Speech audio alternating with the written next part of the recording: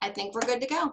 All right, thank you. Good evening, everyone. Thank you so much for joining in and zooming in, as seems to be the new trend or the new requirement right now, since we can't meet face to face. But really appreciate everyone who has signed in to receive this information.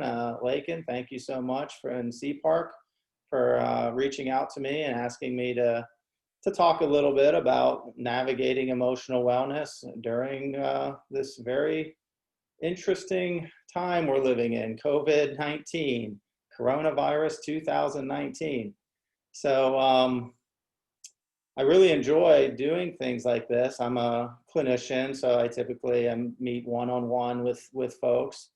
But I've always enjoyed doing I call this preventive medicine.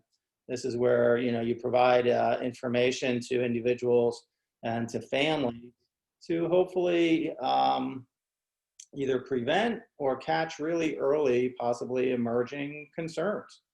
And before they get to the point where a person or a family needs to come in to see me. So I really enjoy being able to do preventive work, which is kind of how I view things like this. And thank you again for inviting me. So you may have noticed during the intro, one thing, I am a retired Army psychologist, hence the Tripler Army Medical Center. I was fortunate enough to do a child psychology, clinical child psychology fellowship while I was active duty Army. And so I was able in Honolulu, which was a pretty nice assignment. But I am from Pennsylvania, and I grew up in Perry County. So I just made kind of a 30-year circle, left when I was 18 and came back about 30 years later.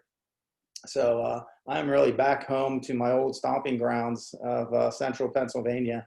And my family and I really like it.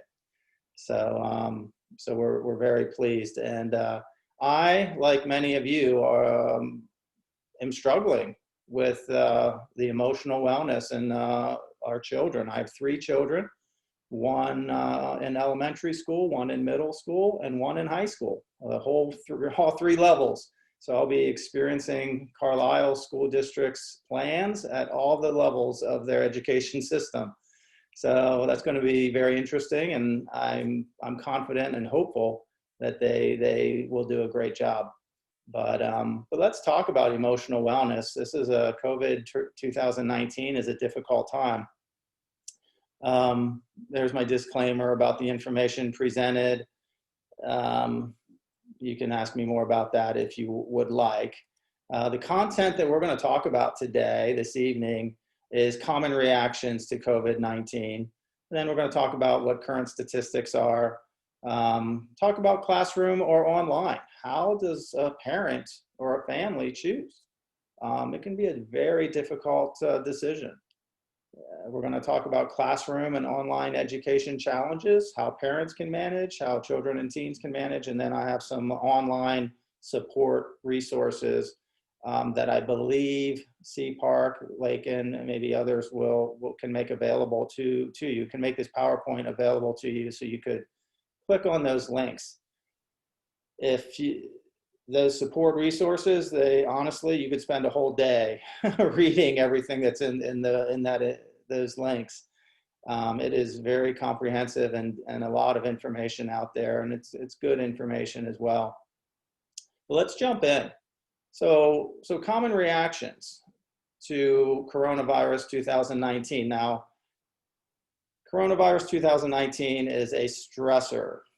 It is an external stress that has been placed upon all of us. It's really no different from any other stressor that we face. So I wouldn't say that there are unique reactions to coronavirus 2019. They are similar to other stressors that children and parents, adults face. Now, some of the common reactions, though, they really vary depending on age, developmental level, and a parent's or the child's perspectives of coronavirus 2019. So as we talk about these things, some of the things I talk about you may really relate to, and others you may be like, well, that's not me, but it could be for someone else. So typical reactions really vary. Reactions also vary based on it's the biopsychosocial model. Reactions vary based on biological, psychological, and social environmental factors. Biological factors are the biochemistry of our brain. Some individuals who may be prone to depression, serotonin levels, dopamine, norepinephrine, they may need psychotropic agents to address biological factors that impact their wellness. Psychological factors are how a person thinks, how they view the world. Are they an optimist, a pessimist, how they cope with problems, things like that.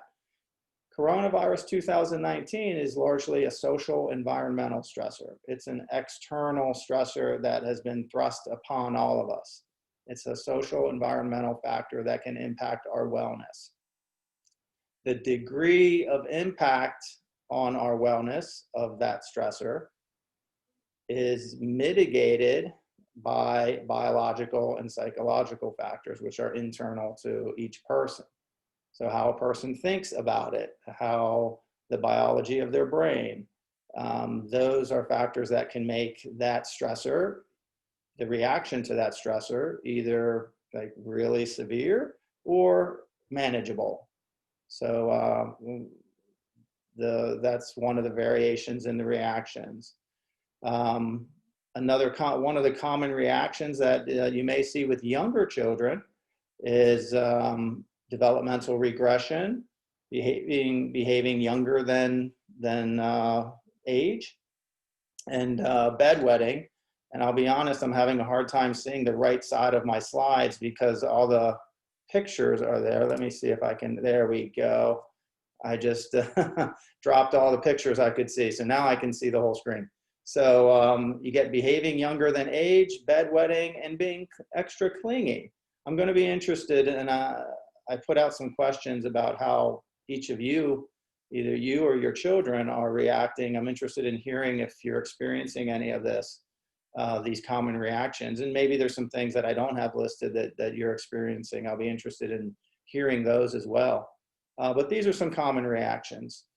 So you may also see an increase in anxiety, whether it's specific anxiety, like fear of leaving the house, or a fear of spiders, or fear of getting your hands dirty, or more generalized anxiety, just a lot of general worries, or fears of leaving mom and dad, separation anxiety. So you may see some of that. Children could have some unwanted thoughts or images that enter into their mind. They may talk about COVID-19 a lot, use hand sanitizer, wash their hands more than necessary. In fact, I recently had a family friend, who shared with me and asked for some suggestions because how old is their daughter? I think she's about 9, maybe 8 or 9, has been washing her hands all the time like every 5-10 minutes, to the point that she's making them raw. And her parents aren't doing that. And so there's many different ways that this coronavirus 2019 is having an effect on us. And it depends on the child, depends on the adult, the parent. You might see an increase in physical symptoms, more stomach aches, maybe upset stomach or diarrhea, headaches. You may see an increase in physical symptoms like that, or something hurting, and they may express that through words or behavior.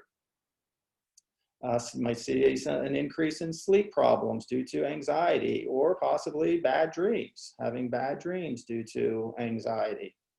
And children may talk about death or dying more often. You hear the things on the news and mortality, and children may begin talking more about that. So those are some common reactions. Okay, let me see. Is this going to click on me? There we go. Some additional common reactions are depression, sadness, low mood. They may not behaving the way they normally do, not as energetic. An increase in irritability, acting out.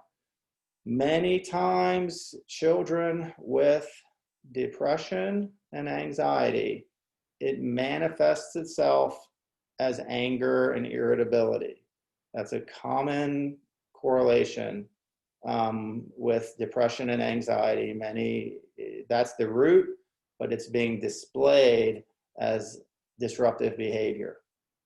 So that's something to pay attention to.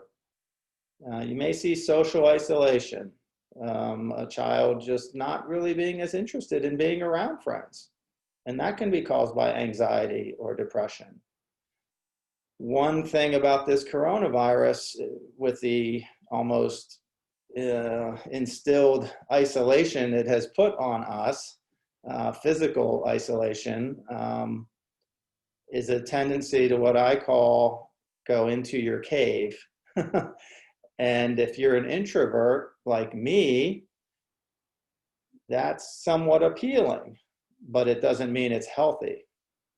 You may go, not going out, not talking to people, not doing things is sort of comfortable because you're for an introvert, but it's not necessarily healthy. For an extrovert, this isolation could make them kind of stir crazy. But fortunately, with social media and electronics, can find ways to balance that through Zoom meetings or through FaceTime, things like that, ways to connect with people. And that's really important to continue to do. And I'll talk about that a little later.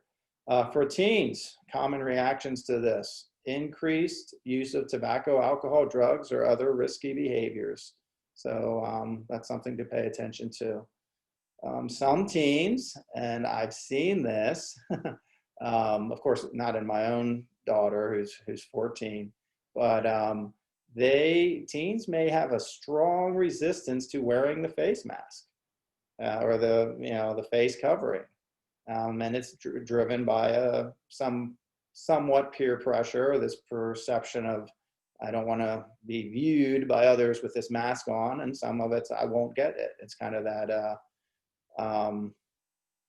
this won't touch me kind of mindset, invincibility of the teen and young adult years that we often all had when we were younger.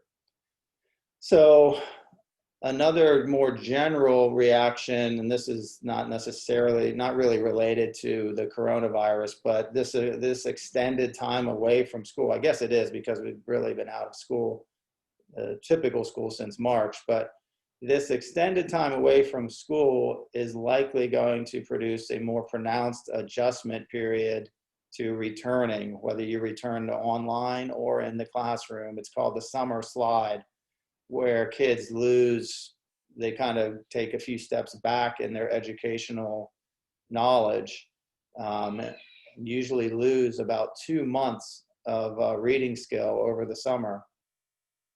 So that's another thing. I suspect that's going to be a little more pronounced with the start of this school year because we all started online. Many of us, if you were in public schools, were doing online classes from March until the end of the school year, and there's it's just different. All right, so those are some common reactions. And here's my question, which I think was sent out to everybody, or if it's not, here it is, and then I'm interested in your responses. What are your common reactions? Whoops, sorry. And I see a bunch of things popped up. Some questions. Attendees are now viewing questions. So let me drop that down for now. Hopefully I can pop that up a little later. Yep, there it is. So what are you and your children experiencing? I'm interested in hearing that. You know, for us, I think, at least for me, I shared a little bit about that going into your cave kind of reaction. And then for my kids, I'd say there's a little bit of that increased irritability, some boredom, things like that. But I'm interested in what you and your children are experiencing.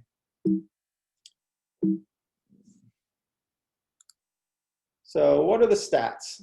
Now, these are not specifically directed at coronavirus, although this survey was administered, it was in late June of 2020, so it does have probably a little more directly related to coronavirus, but some of the information I'll be presenting is more generalized to children in general, my next slide. But for adults, over 40%, 4 out of 10 of the 5,500 respondents, they reported at least one adverse mental or behavioral health problem.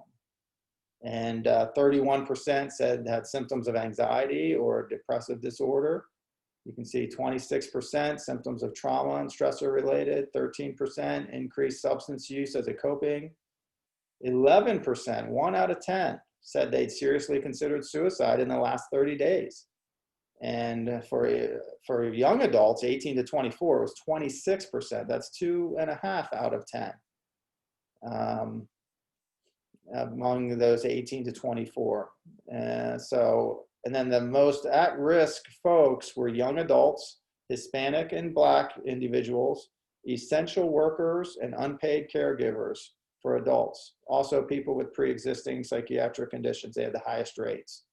So anyway, that's very concerning information and something to pay attention to. Now, I don't know for if anyone is out there and they are experiencing one of those conditions, anxiety, depression, or some suicidal thoughts. I guess in some ways you could be identified that you're not the only one. There are many other people who are struggling with everything that's going on right now, and you're not alone. So that would be the message I'd want to convey there. All right, next slide. I'm going to close this poll here. So now for children and teens, I have 3 links there where I pulled this information from. For children, one of the summary comments from the first link there was, as a result of COVID-19, children and adolescents have experienced unprecedented interruptions to their daily lives. And I have no doubt these disruptions are precipitants for mental illness, including increases in anxiety, depression, or stress-related symptoms. I have no doubt that is happening. And not just for children, though, it's also for adults, as the previous slide indicated. So there is an increase in anxiety, depression, stress-related symptoms. Okay. So now for children and teens, here are some stats. 9.4% of kids 2 to 17 have ADHD, roughly 1 in 10. And then you can see the percentages for behavior problems like disruptive behavior. That might be that more anger, irritability that comes out through behavioral defiance, willfulness. 7.1% with anxiety, 3.2% diagnosed with depression. And overall, now if you add up those percentages, it's over 20%, but some of those are comorbid, meaning an individual has both ADHD and a behavioral problem. So some of it's comorbid, it's combined, but overall, at least 1 in 5, which is about 20%, age 9 to 17 has a diagnosable mental health disorder that causes some degree of impairment. And then about 10% has a disorder that causes significant impairment. And then suicide became the second leading cause of death in young people age 15 to 24 a few years ago. That happened. I don't know the exact, but it was relatively recent, the past couple of years, where suicide overtook homicide as the second leading cause of death in young people.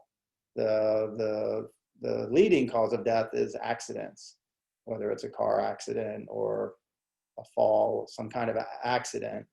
But the unintentional harm is an accident.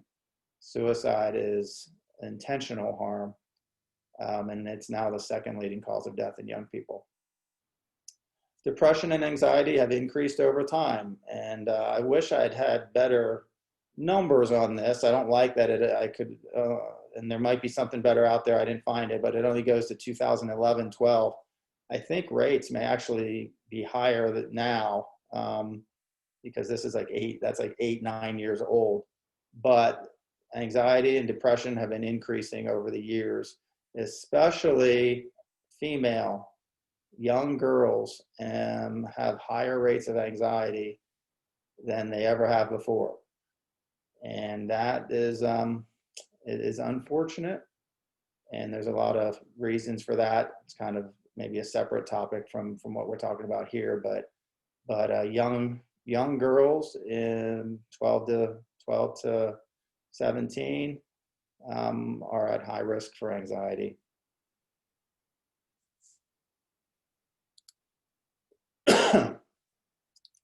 So coming back to coronavirus 2019, how do we choose between the classroom or online?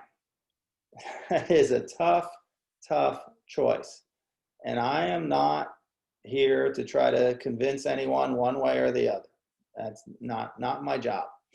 It's a difficult choice, and every family has to decide for themselves.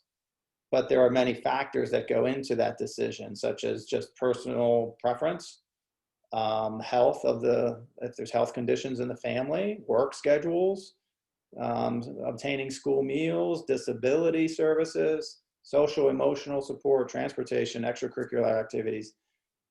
All these things play a role in whether a family will choose classroom or online education.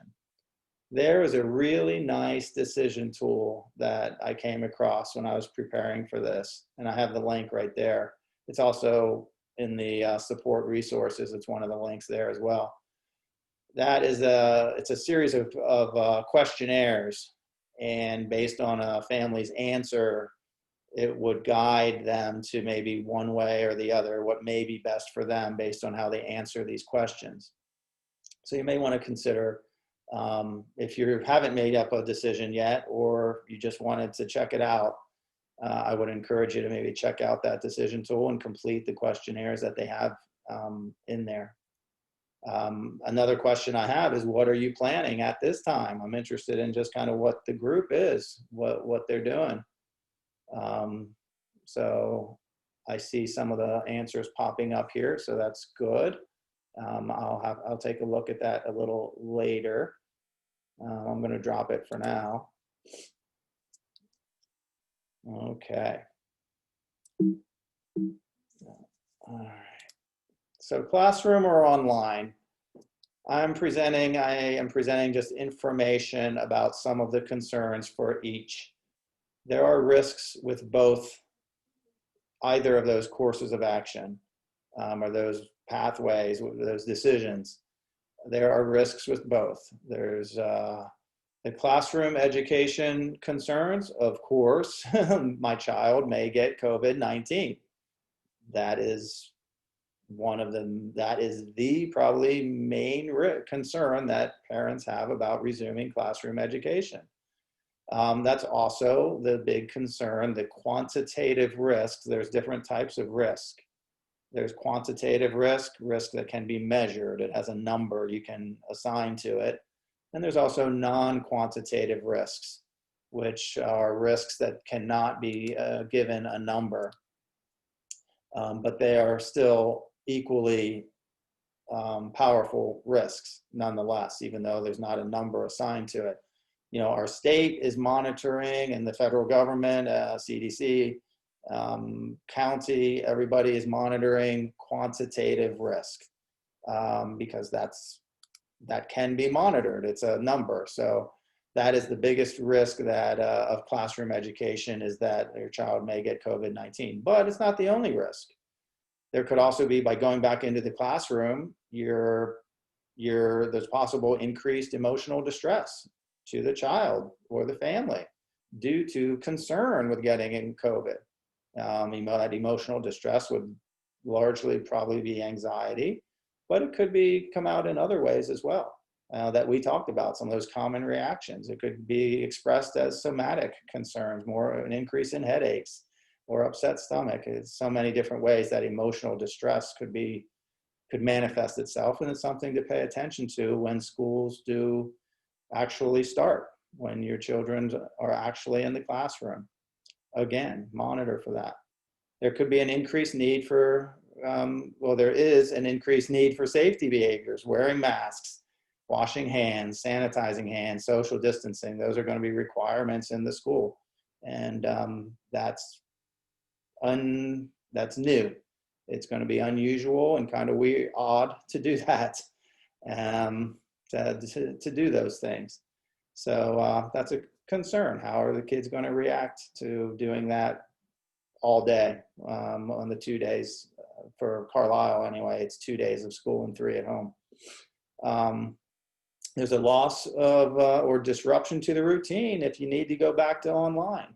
So if you chose to go into the classroom, what happens if there's a case that emerges and that the classroom has to be shut down? Everything goes back to online. Huge disruption. That will create a lot of disruption to the routine, and that's a concern.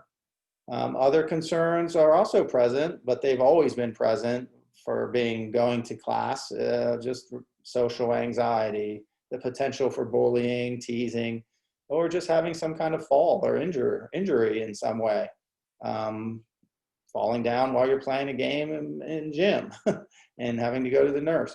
Those are concerns that have always been present with school, regardless of COVID. For a family that's leaning towards online education, there's concerns and risks as well. These are more non-quantitative risks. You can't put a number really on these, but I may get some pushback on this, but I do believe there is reduced breadth and depth of educational experience through online education. That's my personal opinion. I do think there's a bit of data to support that, but that's something I'm putting out there. I'd be happy to hear your thoughts on that, if you agree or disagree. There is reduced peer and teacher academic support. It's not quite the same as having the teacher right there and ask a quick question before you leave the classroom.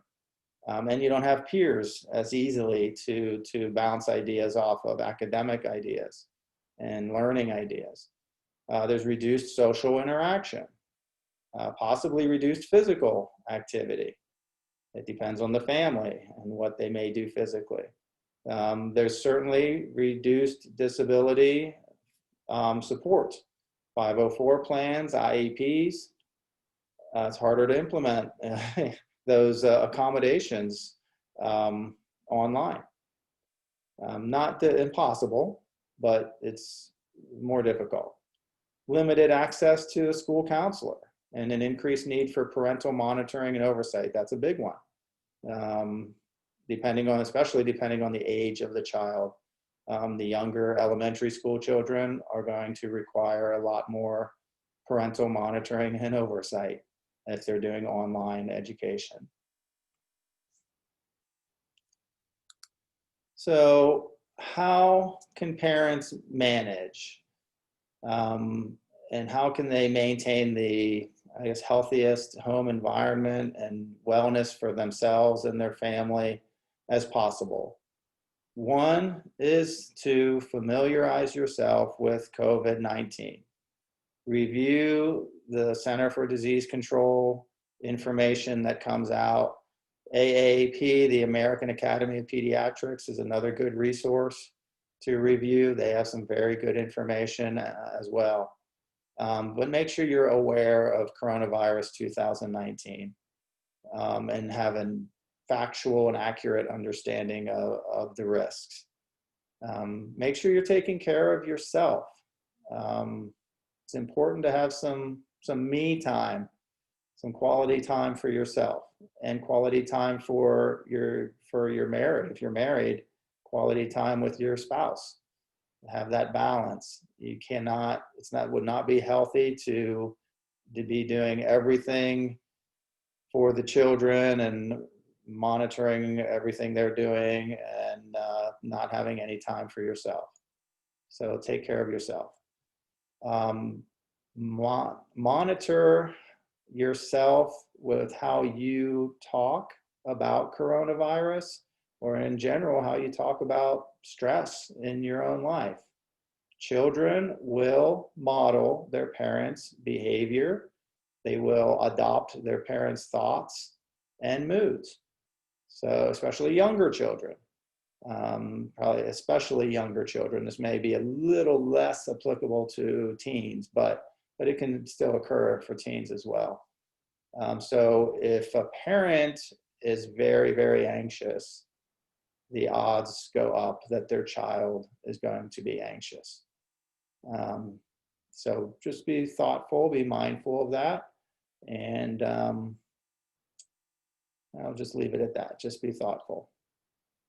Check in periodically with your child and your teen about how they feel about this school year. Both how, like now, the upcoming school year, but also periodically check in, how is school going? Whatever model you choose to use, whether you do online or in the classroom, make sure you're checking in. How are they feeling? Not how are they doing academically. How are they feeling emotionally about everything that's going on?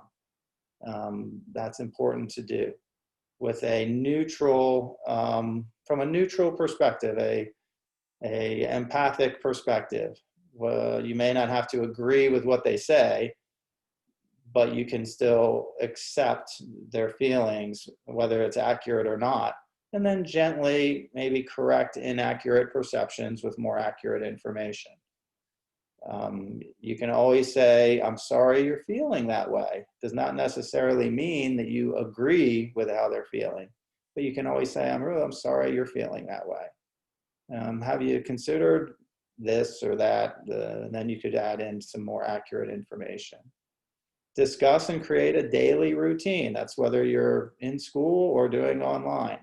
It's really, really important. In fact, I would say critical to have a schedule, to have a plan, a daily plan of what the day is going to look like, whether in school or at home. It's probably really especially important for online to have a time of day. This is when, and I know in the spring, the schools largely just said, this is what you need to do this week, get to it. So there's a lot of freedom in when things got done. I'm not sure how it will work now, but it is important to create a routine for your child or your teenager. So discuss what you and the child can do to maximize safety. You know, I would encourage,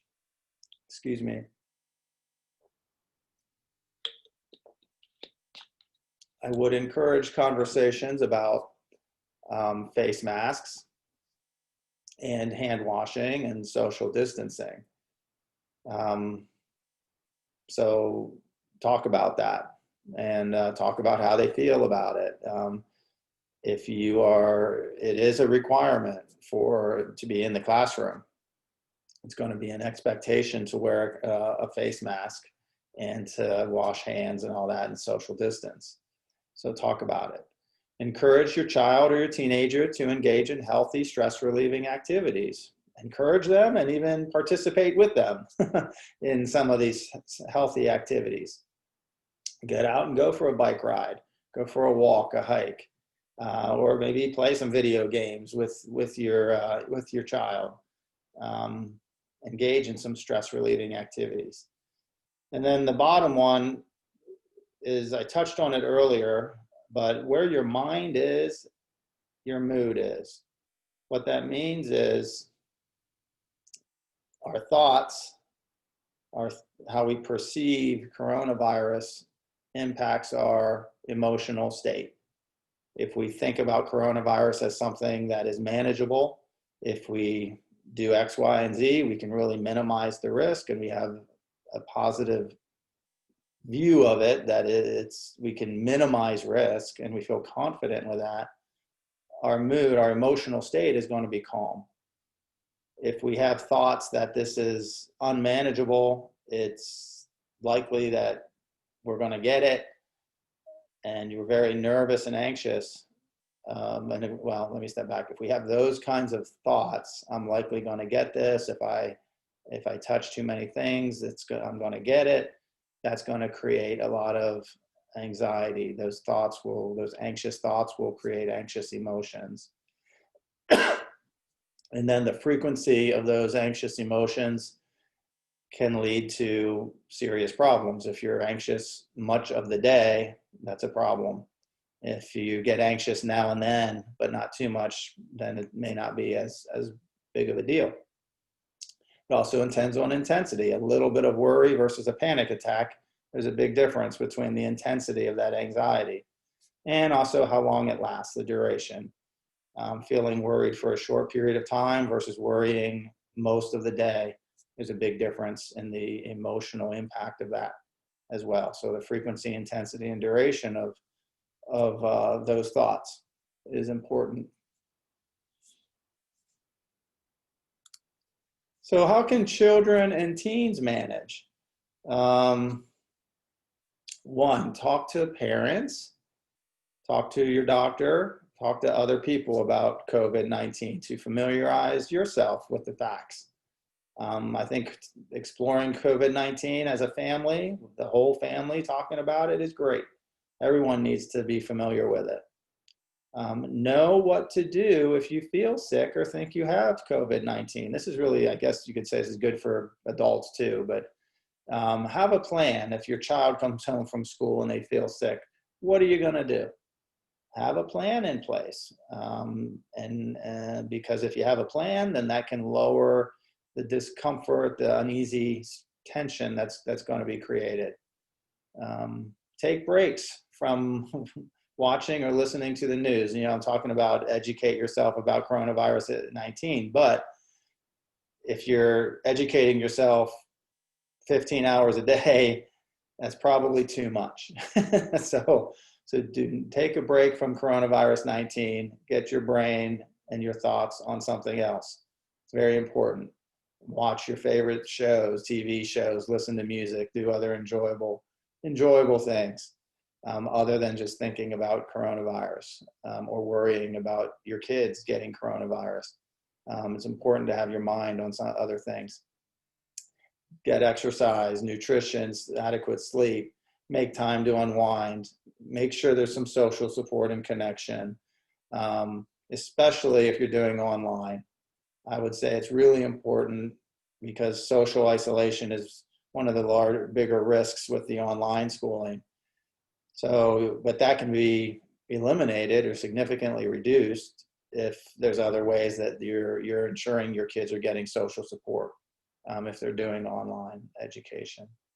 And connect with your community, whether it's church or some other groups, social organizations that you're involved with. Stay connected with your community. That can be very helpful. Again, don't go into the cave, never to emerge again. Again, you may feel comfortable by doing that, but it doesn't mean it's healthy. So stay connected with your community or your church. Okay. These are the support resources. I believe CPARC is going to get these out to everybody. I think they're going to send the PowerPoint out, and then you can just click on the link directly from the PowerPoint they'll figure out how to get that out to you. So that. Right here is the decision tool I'd mentioned. I copied this one and put it in the earlier slide about the family decision-making tool if you wanted to go to check that one out. And that, what is our time? We have 6:48. So that is the information that I have. And I'm happy to answer any questions at this time. So Lakin, let me know. Those polls have disappeared. I don't see them on my screen anymore. All right, so here's one. Attendees, all right, what are you planning at this time? Face-to-face, looks like 50%, 2 out of 4. Virtual through the district to 50%. So it's an even split of the folks who responded. It looks like we have an even split, and I'm not surprised. That is interesting. Yep, sounds great. And there was the first one. And there's the first one. Okay, what are you and your children experiencing? All right, increased sleeping. All right, worry and anxiety, about 40%, 2 out of 5. Isolated from friends and family, 4 out of 5. Yeah, definitely. Lack of preferred interests, 2 out of 5. Yeah, okay. That's what I appreciate those responses.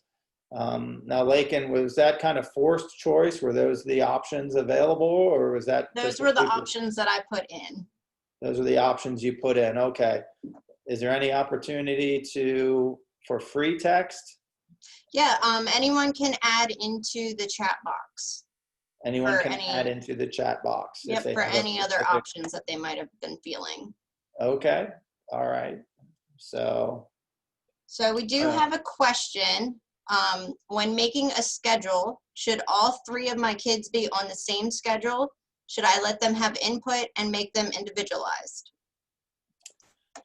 That is a great question, and I would say it largely depends on what you can manage, mom or dad.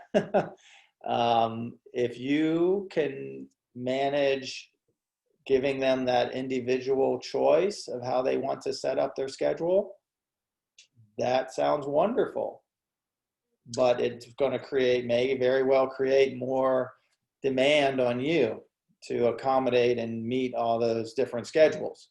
So I would encourage you, I wouldn't say that it's good or bad one way or the other. It would be easier to have them all on the same schedule from a family-centered perspective. Some families operate from a family-centered perspective, and some families operate from a child-centered perspective, which means if for a family-centered perspective, decisions about schedules and what everyone's doing is filtered through the context of this impacts the entire family. And then those decisions are made. Families that have a child-centered perspective, everything revolves around the child, and they will alter personal plans to accommodate the child's interests. I think maybe a middle approach is the best, but every family is a bit different. So you have to decide, are you family-centered? Are you more child-centered in your approach to things? And then make your plans along those lines. So I'm not sure I totally answered that question, but that would be my input. Okay.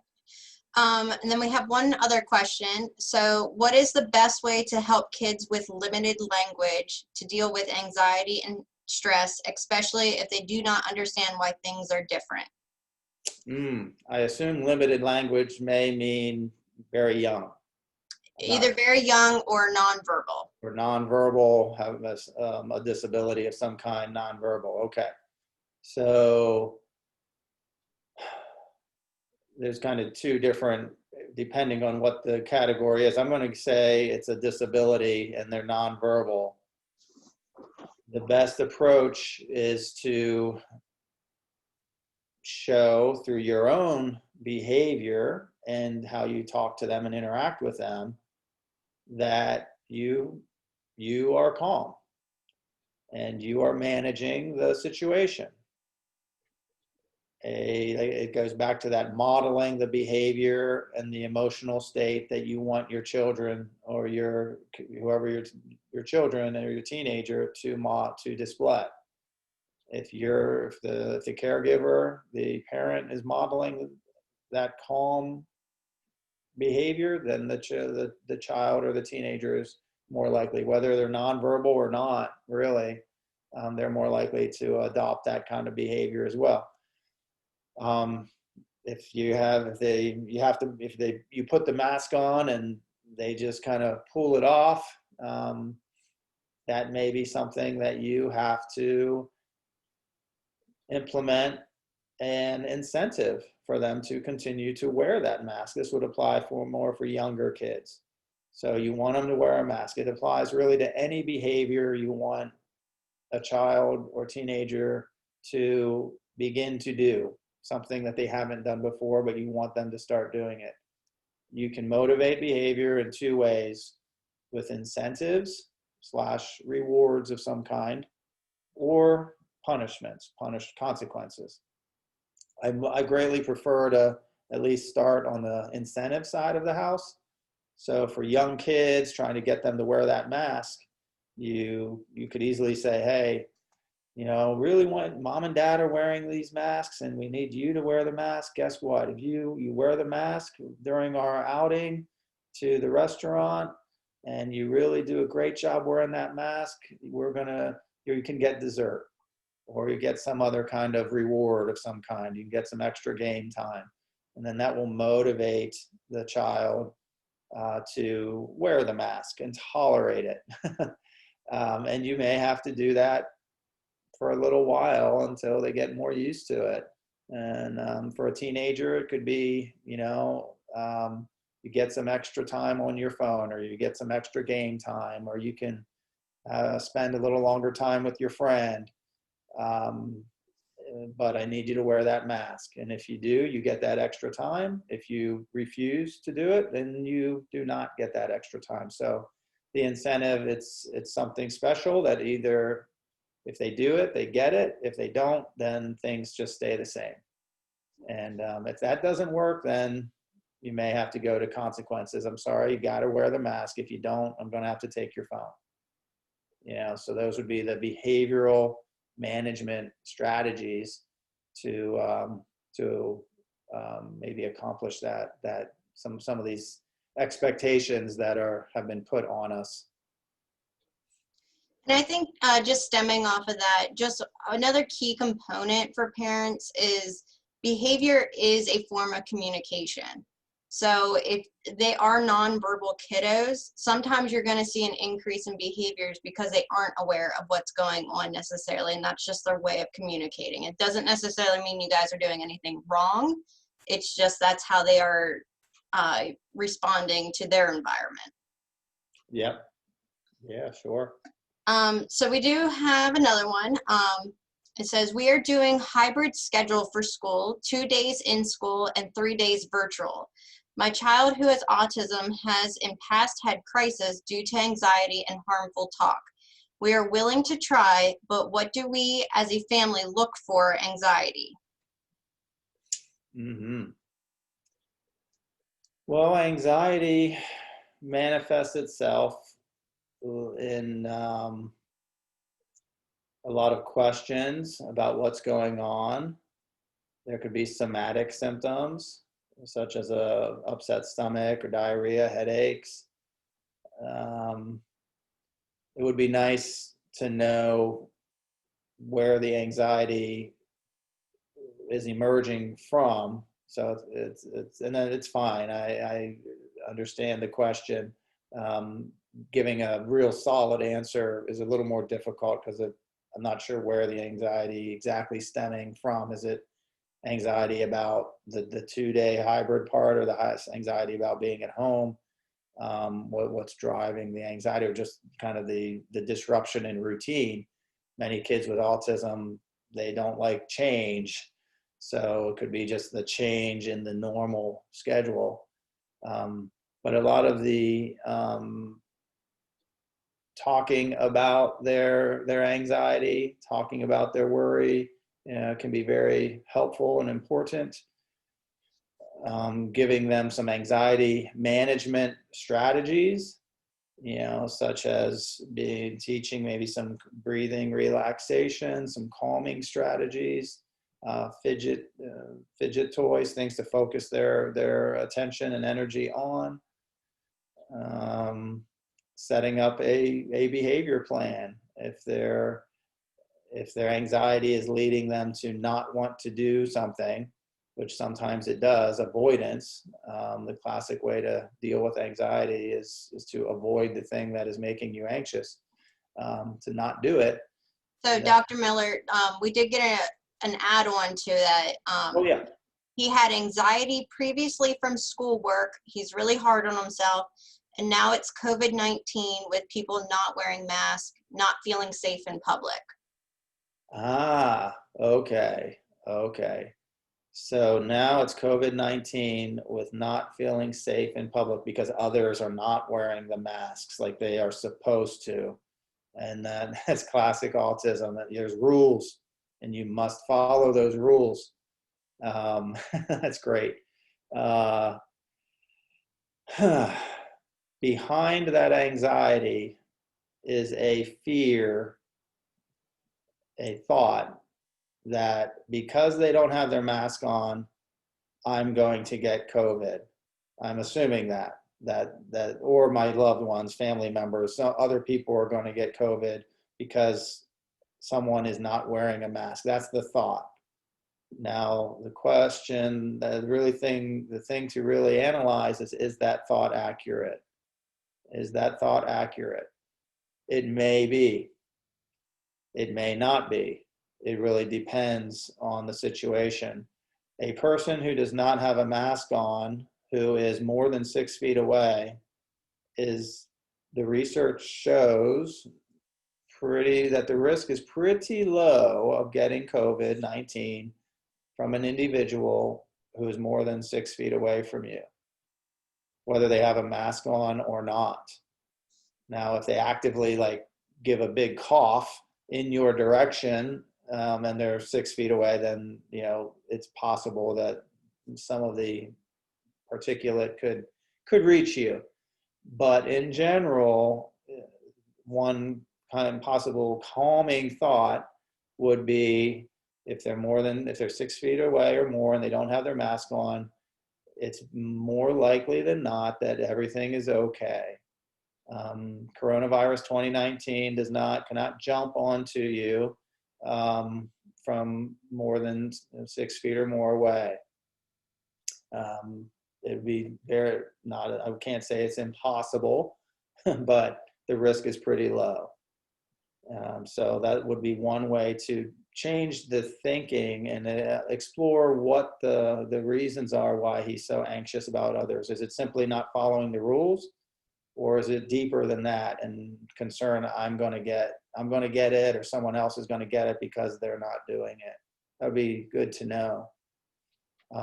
If it is legitimate and say you can't maintain the 6 feet and the person doesn't have a mask on and the risk is actually up a little more and it's accurate to have some concern about them not having the mask on, then we move into a category of it's an unsolvable situation, unsolvable problem, because you can't make someone wear a mask. We can't force. Now in school, they're saying everyone will be wearing masks. So that's what I expect when my kids start. And they're doing the hybrid model. They're going to be in the classroom 2 days a week.